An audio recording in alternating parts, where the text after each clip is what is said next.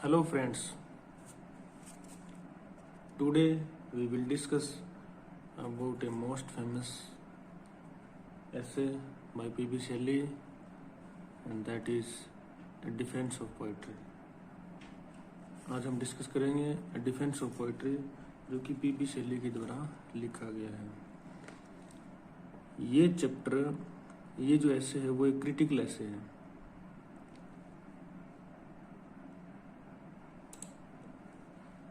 ये जो ऐसे है वो एक क्रिटिकल ऐसे है और ये P.B. शेली ने लिखा है।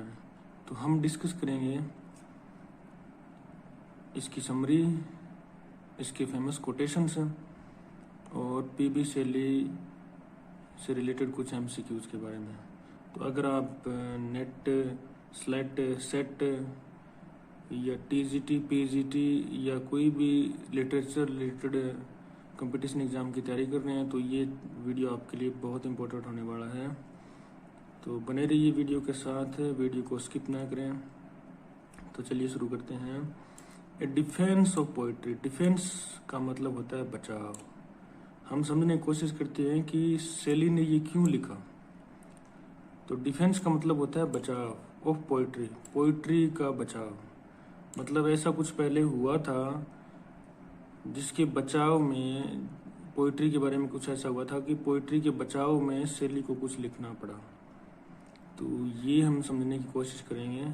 Is an essay written by romantic poet P.B. Shelley. P.B. Shelley एक रोमांटिक पोएट है जो कि 1792 से 1822 तक उसकी लाइफ स्पान थी। One of the most famous, most prose works of romantic era. मतलब प्रोज का एक बहुत महत्वपूर्ण वर्क है ये रोमांटिक एरा, मतलब रोमांटिक युग का। And a valuable document concerning Shelley's own poetic approach. अब शेली ने पोइट्री कंपोज तो की, लेकिन पोइट्री के बारे में वो क्या सोचता था, उसकी अप्रोच क्या थी, उसका एक डॉक्यूमेंट है ये जो ऐसे वो। The essay is deserving of closer analysis and engagement। ऐसे हमारी नज़दीकी एनालिसिस और इंगेजमेंट, मतलब पूर्ण रूप से इसमें झांकने की जरूरत महसूस करता है। शेली रोट डिफेंस ऑफ पोइट्री इन 1821 में, और इसके लिखने का जो मकसद था वो ये था कि शेली का एक फ्रेंड था Thomas Love peacock. His friend Thomas Love peacock, उसने एक बुक लिखी थी द 4 एजेस ऑफ पोइट्री। इस बुक में थॉमस लव पिकॉक ने पोइट्री को यूजलेस बोला था, और उसके रिप्लाई में पोइट्री को डिफेंड करने के लिए शेली ने ये ऐसे लिखा। Peacock now best remembered. Peacock जिसको जाना जाता है आजकल नॉवेल्स लाइक नाइटमेयर एबे। नाइटमेयर एबे एक नॉवल लिखा हुआ है थॉमस लव पिकॉक का। Wittily argued that poetry was surplus to requirements in the modern age. 4 ages of poetry में थॉमस लव पिकॉक ने चतुरता से ये तर्क दिया था कि पोइट्री है वो सरप्लस हो गई है, because scientific and technological discoveries had rendered it unnecessary. क्योंकि वैज्ञानिक और तकनीकी जो डेवलपमेंट हुए, डिस्कवरीज हुए हैं, उसने पोइट्री को यूजलेस कर दिया, अननेसेसरी, अनावश्यक हो गई, आवश्यकता नहीं उसकी। Can get all the wonder we need from science है। जो भी जरूरत है हमें आविष्कार की वो हम सब साइंस से प्राप्त कर सकते हैं। उसका कहने का मतलब ये था। Arguing from a utility in position. एक उपयोगितावादी पोजीशन के होने के बावजूद भी Peacock suggest that poetry is of less use to modern man than it was in previous age. वो कहता है कि प्रीवियस एज में इसकी ज़्यादा ज़रूरत थी और मॉडर्न एज में इसकी लेस यूज है। Shelley intended his essay to be published in the follow up issue. आने वाले इश्यू में, किस मैगजीन में? Literary miscellany. याद रखना, ये बहुत बार नेट में पूछा गया है, स्लेट में पूछ लेते हैं कि किस बुक में 4 एजेस ऑफ पोइट्री छपा था और किस बुक में शेली ने छपने के लिए, किस मैगजीन में छपने के लिए शेली ने डिफेंस ऑफ पोइट्री लिखा था। तो उसका नाम था लिटरेरी मिसलेनी। लेकिन शैली की डेथ हो गई थी इससे पहले इसमें पब्लिश होता। और डेथ क्या हो गई थी इसकी, एक्चुअल में क्या हो गया था कि इसका फर्स्ट जो प्रिंट था ना वो ही छपा, उसके बाद में ये क्लोज हो गई थी magazine. Which had published peacocks ऐसे, जिसने पिकॉक का ऐसे छापा था, इसने, इस लिटरेरी मिसलेनी ने। That had prompted Shelley's rebuttal, rebuttal मतलब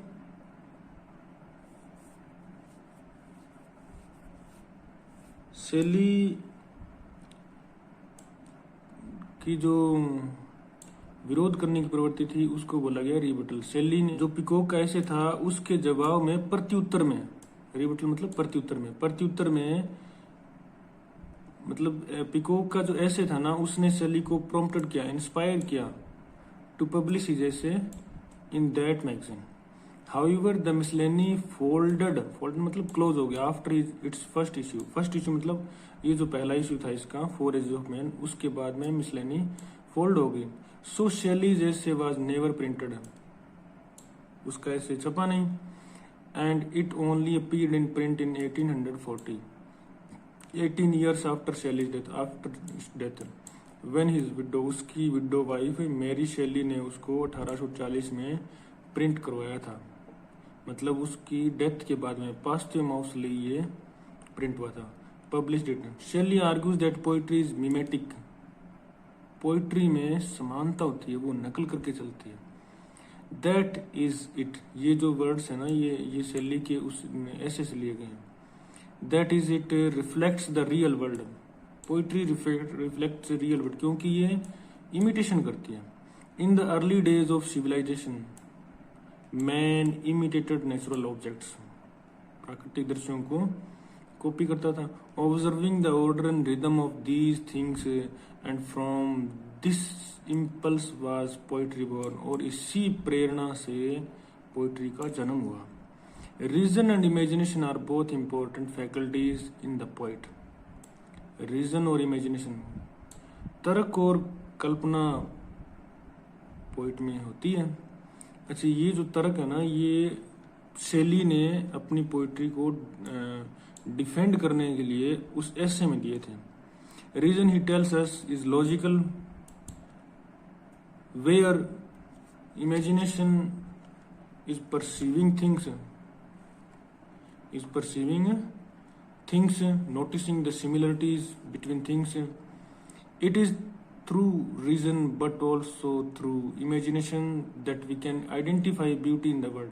Imagination ही है जो हमें बताता है कि संसार कितना खूबसूरत है। And from such a perception, और इसी धारणा से और realization are great civilizations made, और इन्हीं वजह से महान सभ्यताएं बनी हैं। Poets then there are the makers of civilization, ये लाइन बड़ी इंपॉर्टेंट है, याद रखना, ये बहुत बार पूछी गई है। Who are the makers of civilization according to Shelley? The poets are maker of civilization. It is as Shelley argues, but poets, ये उसकी कोटेशन दी हुई है, but poets or those who imagine and express his undestructible order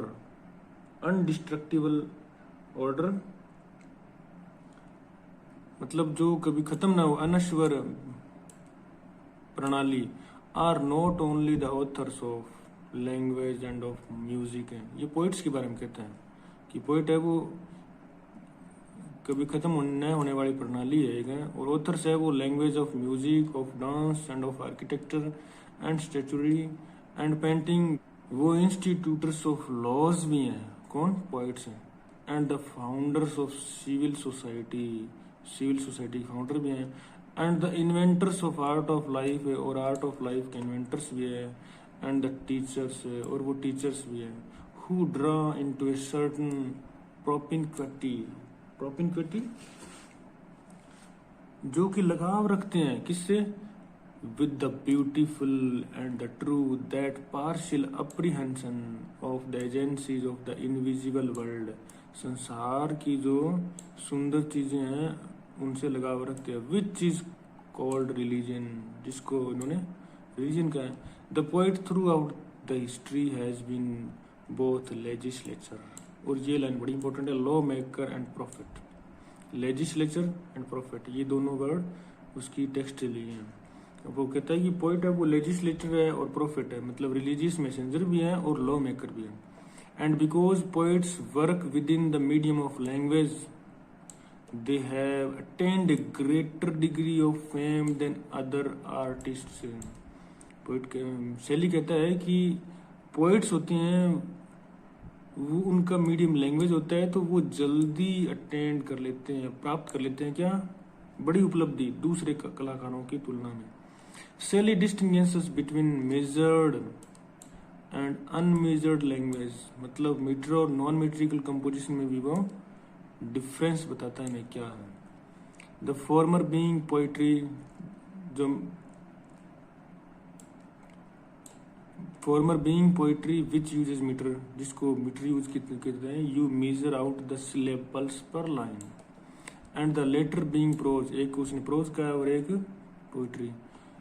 poetry is superior to prose, ये Shelley की line है कि poetry है वो प्रोज से सुपीरियर है। इवन दाउ बोथ यूज लैंग्वेज, यद्यपि दोनों की लैंग्वेज ही होती है। Because poetry also taps into the possibilities of sound, sounds मतलब ध्वनियों की संभावनाओं में बहती है poetry. The language of poets has ever affected a certain uniform and harmonious recurrence of sound, क्योंकि पोइट्री होती है वो एक म्यूजिकल वे में कंपोज की जाती है तो उसका एक अलग इफेक्ट रहता है, ever effect, without which it were not poetry. उसके बिना, साउंड के बिना, रिदम के बिना तो पोइट्री हो ही नहीं सकते ना। शैली also makes a distinction between story telling and Indeed history. वो कहता है कि हिस्ट्री मतलब स्टोरी टेलिंग में और पोइट्री में क्या डिफरेंस है। Arguing story of particular facts is as a mirror, किसी पर्टिकुलर फैक्ट्स की स्टोरी है वो मिरर होती है, विच ऑब्सक्योर्स, जो कि धुंधला कर देती है, डिस्टॉर्ट्स, जो कि उस शक्ल को बिगाड़ देती है, विकृत कर देती है। That which should be beautiful, जो कि सुंदर होनी चाहिए। दूसरे तरीके से क्या है, पोइट्री है ना वो इस चीज को सुंदर कर देती है। Poetry is a mirror which makes beautiful that which distorted है। पोइट्री दस रिफ्लेक्ट्स द वर्ल्ड। हम बहुत सारे पोइट्स की पोइट्री देखते हैं, उनके शब्दों में इतनी सुंदरता होती है कि कोई अकली स्पेस है वो भी पोइट्री में रिफ्लेक्ट होके सुंदर दिखने लग जाता है। Like a mirror but does so in a way that renders the distorted image beautiful. जो विकृत इमेज है, जो बद्दी अगली इमेज है ना, उसको भी सुंदर कर देते हैं पोइट्री की रिदम और उसकी sound. Indeed poetry can make us see the world in a new light. वास्तव में पोइट्री हमें एक नए संसार को नए तरीके से देखने में मदद करती है। Making it richer and more beautiful, ये उसकी टेक्स्ट है। Poetry lifts the veil from the hidden beauty of the world. Veil means घूंघट उठाना, छुपी हुई सुंदरता से घूंघट उठाती है poetry. And makes familiar objects be as if they were not familiar. It reproduces all that it represents and the impersonations clothed in its Elysian light stand thenceforward in the minds of those who have once contemplated them as memorials of that gentle and exalted content which extends itself over all thought and actions with which it coexists. Shelley devotes the next portion of defense of poetry to a short critical history of poetry. फिर वो critical history के बारे में बात करता है poetry की, जो अपनी डिफेंस ऑफ पोइट्री का जो नेक्स्ट चैप्टर है उसमें। From the days of ancient Greece to the present, ये भी याद रखने की बात है, वो एंशिएंट ग्रीस से लेके प्रेजेंट एज तक की history of critical history of English poetry की बात करता है। Considering how throughout the ages poets have had a moral influence upon the world, वो इस बात पे जिक्र करता है कि जो थ्रू आउट एजेस है उसमें जो पोएट्स है उनका मोरल इन्फ्लुएंस कितना रहा वर्ल्ड पे through their poetry. He argues that following the fall of Rome, वो फॉल ऑफ रोम से बातें करता है, and the establishment of Christianity, it was poets who saved the world from ruin and anarchy. वो कहता है ये पोएट ही थे जिन्होंने संसार को र्यून बर्बाद होने से और अनार्की से बचाया। The world would have fallen into utter anarchy and darkness, अंधेरे में था darkness, but that there were found poets among the authors of the Christian and chivalric systems of manners and religion who created forms of opinion and action never before conceived, which copied into the imaginations of man became as generals of the bewildered armies of their thoughts.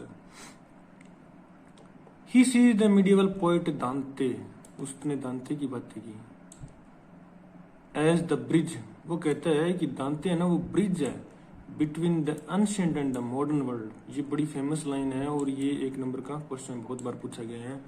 Who is bridge between the ancient and the modern world according to Shelley, तो Shelley के अनुसार कौन bridge है, तो दांते medieval poet है जो, वो एक ब्रिज है इसके रूप में। Responding to Peacock, Shelley argues that the poet's purpose is utilitarian, उपयोगितावादी होता है पोइट का पर्पज है। Since poetry lift the veil from the hidden beauty of the world and has a moral purpose, क्योंकि पोइट्री है वो संसार की सुंदरता से घूंघट उतारती है और उसका एक मॉरल पर्पज होता है। और लास्ट में शेली कंक्लूड करता है, poets are the unacknowledged legislators of the world. ये बड़ी फेमस लाइन, और पूछ लेते हैं कि ये लाइन कहाँ से उठाई गई है। तो फ्रेंड्स, उम्मीद है आपको ये वीडियो पसंद आई होगी। अब हम बात करते हैं पीबी शेली के ऊपर 50 MCQs के बारे में। P B Shelley belong to the age, इसमें एज पूछा है, later generation of the Romantics.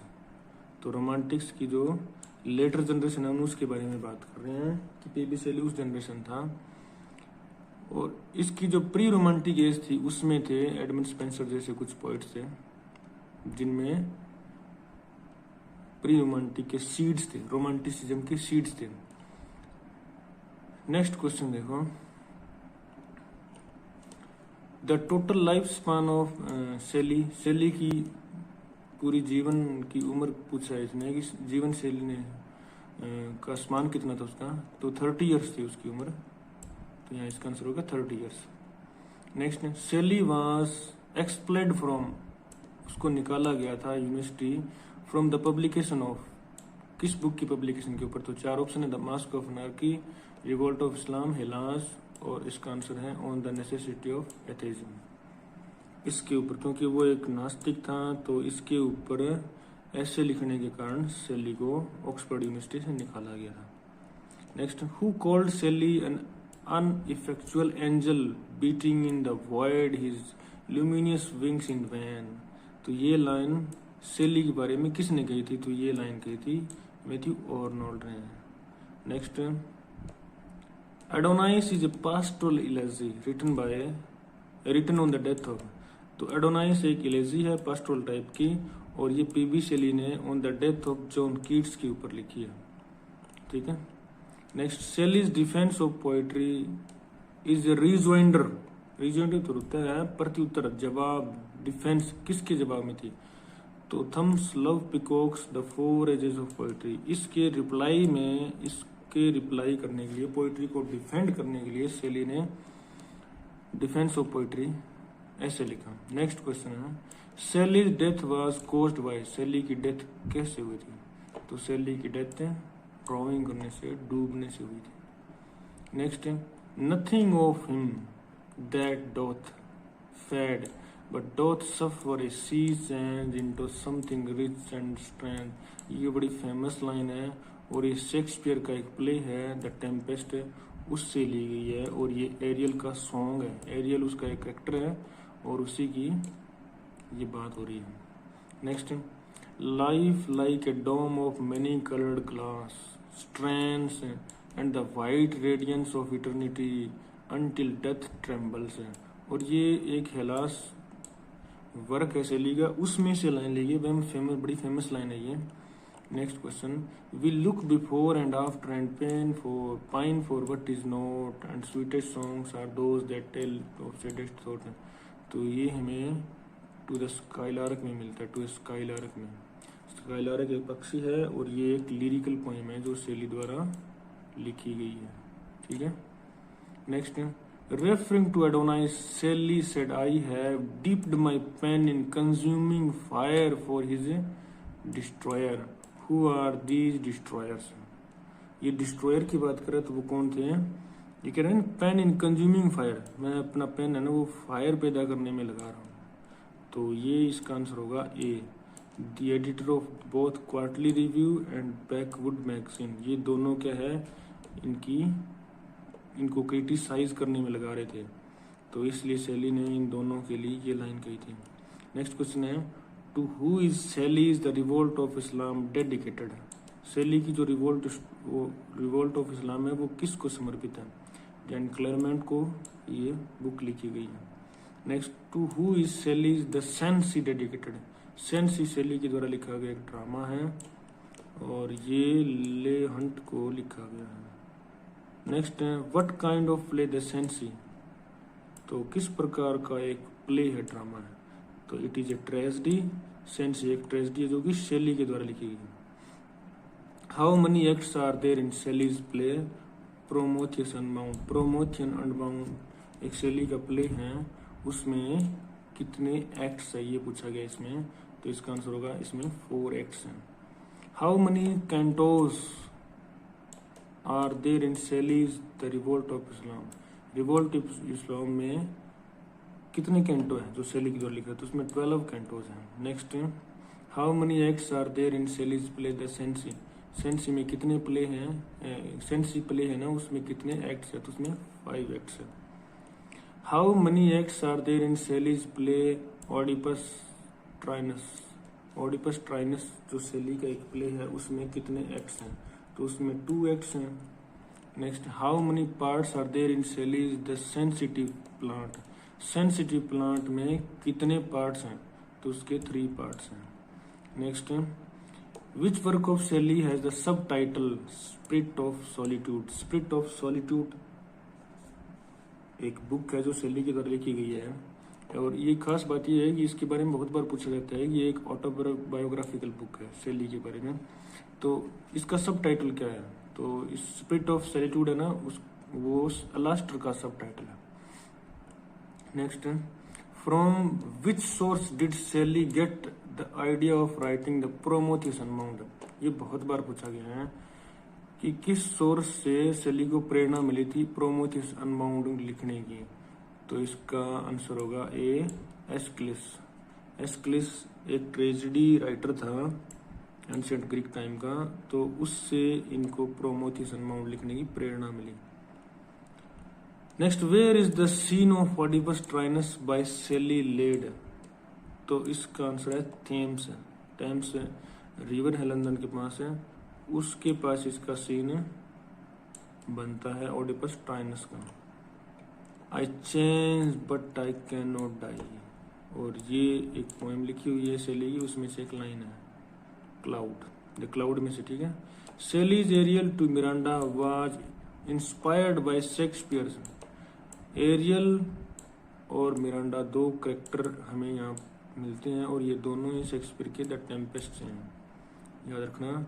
If winter comes can spring be far behind, तो ये ओड टू वेस्ट विंड की लास्ट लाइन है, और ये बड़ी फेमस लाइन है, ये बहुत बार पूछते हैं। What is Shelley's O world O life O time. तो ये एक लिरिक है, शैली ने मोस्टली क्या है लिरिक लिखे हैं, बहुत ज्यादा लिरिक लिखी है। इलेजी तो लिखी उसने, सोनेट भी लिखी है, लेकिन लिरिक लिखी है, ओड भी लिख रखी है उसने, लेकिन उसकी पोइट्री बड़ी लिरिकल है। Shelley's mask of anarchy is a satire. Mask of anarchy is a satire. Which of the following is Shelley's autobiographical poem. तो ये हमने पहले डिस्कस किया था कि उसकी अलास्टर जो पोएम है वो शैली की ऑटोबायोग्राफिकल पोएम है। Next, I fall upon the thorns of life I bleed, a heavy weight of hours has chained and bowed. तो ये ओड टू वेस्ट विंड को एड्रेस करते हुए पोइट कहता है oh lift me as a wave, ये वहीं से लाइन ली हुई, तो बड़ी फेमस लाइन है। Poet ode to waste wind को कहता है कि मुझे भी उठा लो, मैं भी डिस्ट्रॉयर और प्रेजर्वर बनना चाहता हूँ तुम्हारी तरह। Smiling they live and call life pleasure to me. That cup has been dealt in another measures. तो ये पूछा है कि ये लाइन कहाँ से है, तो ये stanza written in dejection near Naples, Naples के नज़दीक में एक the stanza written in injection near Naples में से ये लिया गया है, ये लाइन है। तो हु टर्म सेलीज मेलोपोइक, मेलोपोइक का मतलब होता है मधुरता, जिसको अपने बोलते हैं ना मेलोडियस, उसके जैसा। तो शैली को मधुर किसने कहा है, तो ये है आर्नोल्ड ने, आर्नोल्ड ने इसको मधुर कहा। वेयर डज शैली settle and wrote his best poetry, शैली कहाँ सेटल हुआ था और अपनी शानदार पोइट्री उसने कहाँ लिखी, तो ये था पीसा में, पीसा में उसने शानदार पोइट्री लिखी। Which of these was written by Shelley, इनमें से कौन सा शैली के द्वारा लिखा गया है, तो ये शैली के द्वारा नहीं लिखा गया है, और ये लिखा गया है डिफेंस ऑफ पोइट्री, ये लिखा गया है थॉमस लव पिकोक के बारे में, और इसका कोई मतलब नहीं है। पोइट्री एंड अनार्की ये इसके द्वारा नहीं लिखा गया। Which of these poem written in blank verse, blank verse मतलब विदाउट राइम वाला, तो हेलास है वो इसमें लिखा गया है। हु हैज कॉल्ड शैली ए परफेक्ट सिंगिंग गॉड, तो AC स्विनबोर्न ऐसा राइटर है इंग्लिश का जिसने परफेक्ट सिंगिंग गॉड कहा है शैली को, और ये कहा था टू ए स्काईलार्क, और काफी इसकी जो लिरिकल पोइट्री है उसके बारे में। नेक्स्ट है who wrote the Trump of life, तो शैली ने एक पोएम लिखी है द ट्रम्प ऑफ लाइफ, इसके बारे में पूछा है। Shelley's Adonais is a pastoral elegy on the death of John Keats, ये हमने पहले पढ़ लिया था कि जॉन कीट की मृत्यु के ऊपर ये लिखा गया है। Where was PB Shelley born, Field Palace, Field Place में पैदा हुआ था। Which poem did Shelley wrote when he heard about Peterloo Massacre के बारे में जब उसने सुना शैली ने, तो उसने क्या लिखा, तो ये हम बताते हैं 1819 के आसपास, 1819 के आसपास पेटरलू में एक जनसंहार हुआ था। वहां पे लोग इकट्ठे हुए थे, people gathered there for parliamentary representation, parliamentary representation, लोग अपना रिप्रेजेंटेशन लेने के लिए इकट्ठा हुए थे, लेकिन उसमें सामूहिक रूप से लोगों को मारा गया और उसमें 15 पीपल की ऑन द स्पॉट डेथ हो गई थी। तो उसके ऊपर एक ऐसे लिखा था, एक बुक लिखी है, उसका नाम है द मास्क ऑफ अनार्की, और ये शैली ने लिखा है। Shelley wrote Ozymandias in competition with his friend, ये ओजिमांडियास किसके कंपटीशन में लिखा था, तो होरास स्मिथ नाम का एक दोस्त था, उसके कंपटीशन में शैली ने ये बुक लिखी थी। नेक्स्ट है सोली हु रोट म्यूटेबिलिटी, तो म्यूटेबिलिटी और बहुत सारी बुक्स है जो शैली ने लिखी है, तो इसका आंसर होगा शैली, ये शैली ने लिखी है। Next who wrote human to intellectual beauty, human to intellectual beauty, तो ये पोएम शैली ने लिखी है, इसमें ह्यूमन्स है, भजन है उसमें, ठीक है। What two powers are juxtaposed in Mont Blanc, मॉन्ट black में कौन कौन सी 2 पावर्स के बारे में बात की गई है, तो इसका मतलब है nature and mind. Who was ओजिमांडियास, ओजिमांडियास कौन है, इसकी पोएम है ना शैली की, उसमें किंग रैमसेस सेकंड है, तो याद रखना ओजिमांडियास किंग रैमसेस सेकंड है। Next who wrote to the skylark है, तो ये हमने पहले बात की थी ना, शैली ने लिखी, बड़ी म्यूजिकल लिरिकल पोएम है। नेक्स्ट और पेसिमिज्म और ऑप्टिमिज्म, अगर हमने सही मायनों में शैली का देखना है तो वो O2 वेस्ट विंड और O2 स्काईलार्क में मिलेगा। Where does the intellectual beauty come from, कहाँ से आती है इंटेलेक्चुअल ब्यूटी, तो इसका आंसर है द सोल में से। Shelley's Prometheus Unbound is a lyrical ballads, शैली की जो प्रोमेथियस अनबाउंड है वो लिरिकल बैलाड्स है। Shelley compose Adonais after John Keats death पे ये पोएम लिखी थी, और उसकी 3 मंथ्स आफ्टर हिज डेथ ही compose this poem called Adonais, Adonais को उसने कीट्स की 3 महीने की मृत्यु के बाद में लिखा था। नेम ऑफ सेलीज हिस्टोरिकल ट्रेजेडी, इसकी हिस्टोरिकल ट्रेजेडी के बारे में बताइए। तो उसका नाम है चार्ल्स फर्स्ट, जो सेली ने लिखा है। तो फ्रेंड्स, ये था अपना आज का वीडियो लेक्चर। अगर वीडियो पसंद आई तो कमेंट करना, चैनल को सब्सक्राइब करना, क्योंकि अब हम आपके लिए लेकर आएंगे रोजाना लिटरेचर से रिलेटेड अलग अलग वीडियोस। Thanks for watching.